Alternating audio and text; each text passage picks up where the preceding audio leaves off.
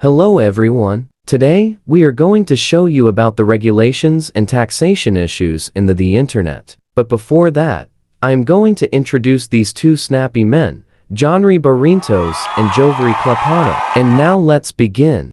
At the end of the presentation, you will be able to identify the issues on the regulations in the internet, and describe the pressing issues with internet taxation, regulations of the IT sector, regulation of e-commerce and computer fraud, protecting intellectual property, regulation on pornography on the web, and regulation of e-gambling. First, we have to define internet taxation. Internet taxation refers to taxes applied to internet access fees, or to sales and use of taxes on sales made over the internet. There are two distinct types of proposed taxation in the internet. First is the access tax, and second, sales tax. An access tax, akin to telephone tax, to be paid by individuals, firms, and organizations that connect to the internet, while a sales tax is to be rebated to the states based on residence of the purchaser, on goods and services sold via the web. Government can be drawn into regulation of the IT sector simply by the need to create order. In the idealistic era of the pre-commercial internet, some believe that issues would be settled by professional collegialism and interpersonal networking. Regulation of IT sector includes antitrust action. Under the Sherman Antitrust Act of 1890, as well as parallel state laws, it is illegal for corporation to engage in monopolistic conduct, come to price-fixing agreements, or otherwise act in restraint of trade.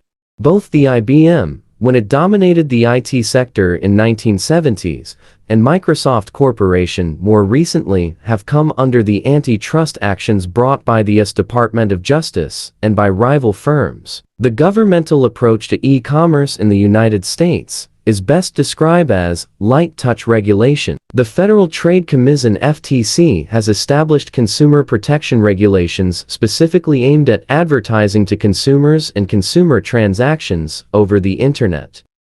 Computer crime, also called cybercrime, is the use of a computer as an instrument to further illegal ends, such as fraud and deception, hacking, hate speech, trafficking in child pornography and intellectual property, stealing identities, or violating privacy.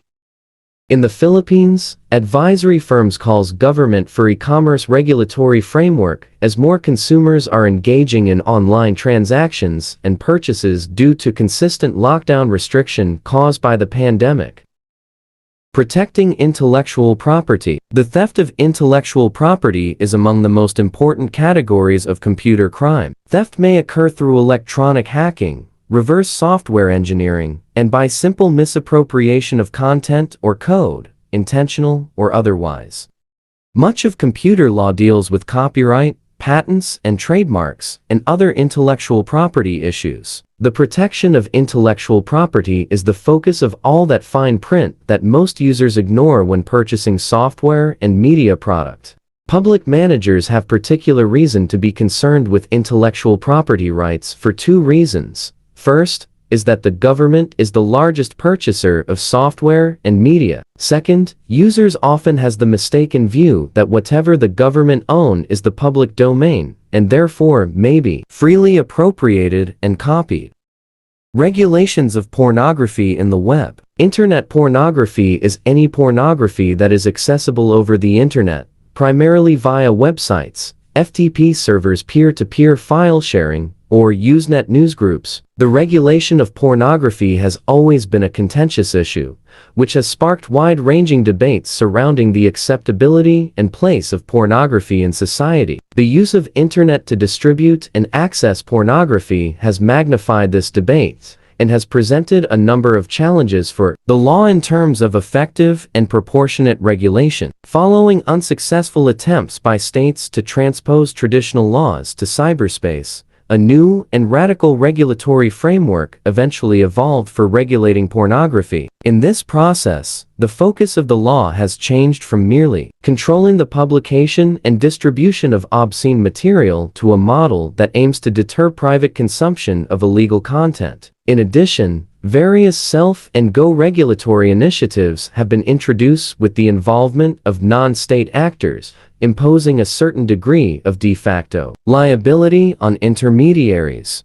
There are three major legal statuses that may apply to pornography. First is the obscene materials, which are those that violate contemporary community standards and thus may be censored or prohibited, even from adults. Child pornography is the second status, and material in this category are clearly illegal. Child pornography consists of depiction of sexual acts by minors and lewd display of genitals from minors. The third legal status is obscene for minors, meaning adults have the constitutional rights to view freely such erotic material, although it may be prohibited for minors. Several legislation has been passed by Congress for the protection of children against sexual exploitation.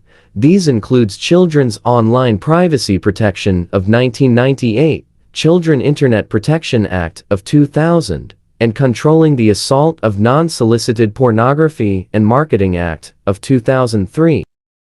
Regulations of e-gambling. Internet gambling has already become big business in the full sense of that term. It is an addictive threat to family life, and one that be curtailed through regulation. A fact of life and wishes only that it be properly regulated to ensure age requirements, to minimize fraud, and to ensure the taxes are collected.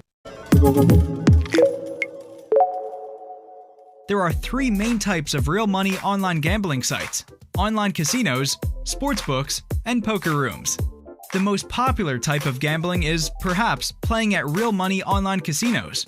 Casino sites offer players access to games you usually find at traditional brick-and-mortar casinos.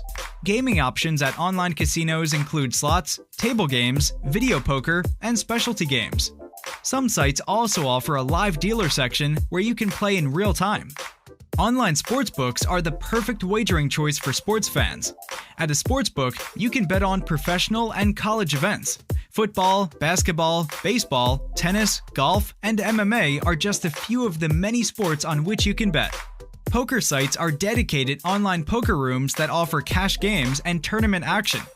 Online gambling has exploded in the past decade at both regulated and offshore online casinos. If you're a gambler, but just sticking to land-based casinos, you're missing out on a lot of opportunities. Although the basics of online casino gambling do not change from one to the other, it's important to understand how they work. In this video, we'll talk about the main differences between regulated and offshore online casinos and which is the best option for you.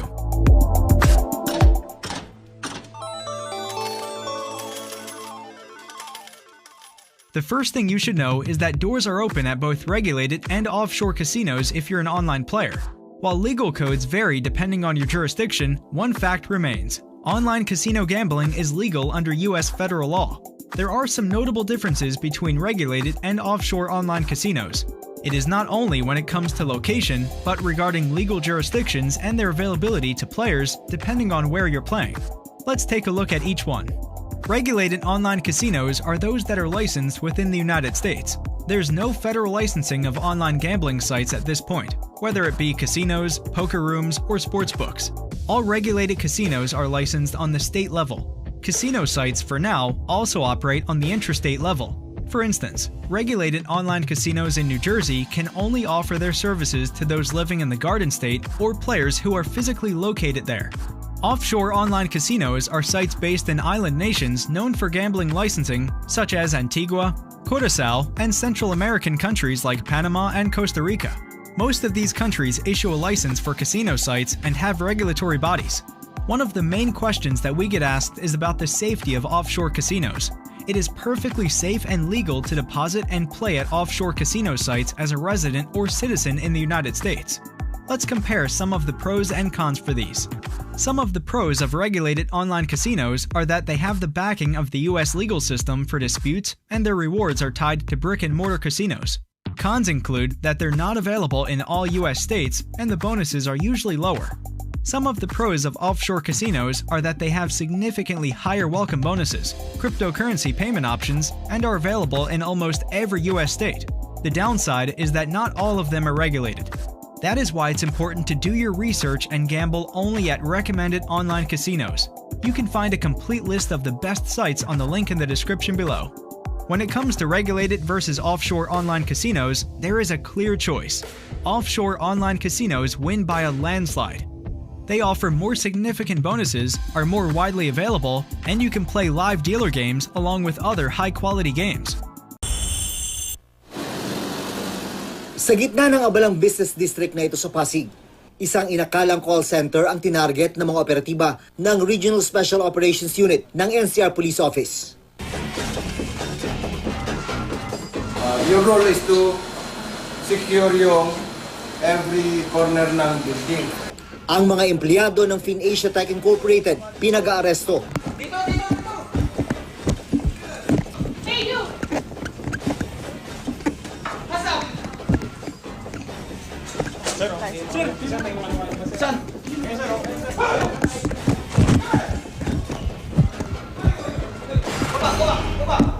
Bagamat may 11 Pilipino, Isang buwan lang kami dito. Opo. Hindi namin alam. Hindi namin alam na ganito pala. ang 78 sa kanila,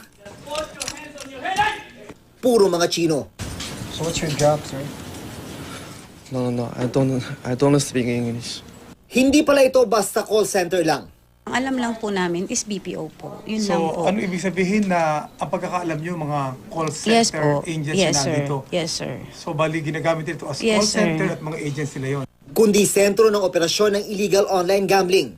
Ang FinAsia Tech Incorporated, walang lisensyang mag-operate ayon sa PAGCOR. Lahat ng mga ebidensya na pwedeng makolekta rito, kinukuha na ng mga miyembro ng Philippine National Police, mga cellphone, mga USB, at kung ano-ano pa. Itong mga nahuli naman itong mga foreign national, i-check sa Bureau of Immigration kung sapat ba o tama ba yung kanilang mga dokumento. Bukod sa illegal ang gambling operation, hininala rin ng mga otoridad na walang work permit ang mga naarestong Chino.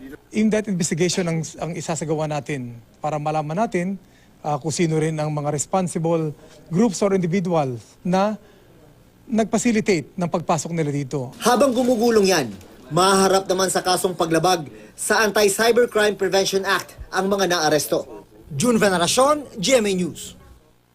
As a summary, regulations is not a story of government versus business. Strongest pro-regulation voices come from private sector. Regulation seeks to find a middle ground between individual and entrepreneurial freedom. Everywhere policymakers look in cyberspace, there are political issues to resolve.